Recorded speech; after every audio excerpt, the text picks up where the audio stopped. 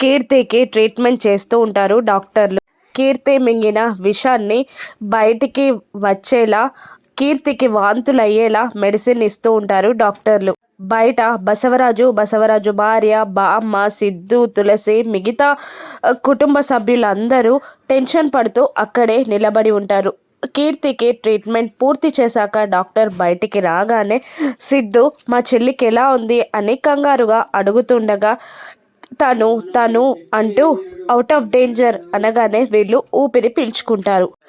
కానీ తన కడుపులో ఉన్న బిడ్డ క్రిటికల్ స్టేజ్లో ఉంది అని చెప్పేస్తాడు డాక్టర్. దాంతో మళ్ళీ అందరూ షాక్ అవుతారు. ఏంటి, నా చెల్లి ప్రెగ్నెంట్ కాదు అని సిద్ధు చెప్తుంటాడు. లేదు, తను ప్రెగ్నెంటే. తన కడుపులో ఉన్న బేబీ ఇప్పుడు క్రిటికల్ సిచ్యువేషన్లో ఉంది అని డాక్టర్ చెప్తూ ఉంటారు. ఇప్పుడు బసవరాజు ఏం చేస్తాడు? కీర్తికి అబార్షన్ చేయమంటాడా?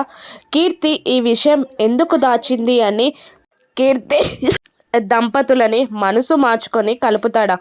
రాను ఎపిసోడ్స్లో చూద్దాం. Thank you for watching.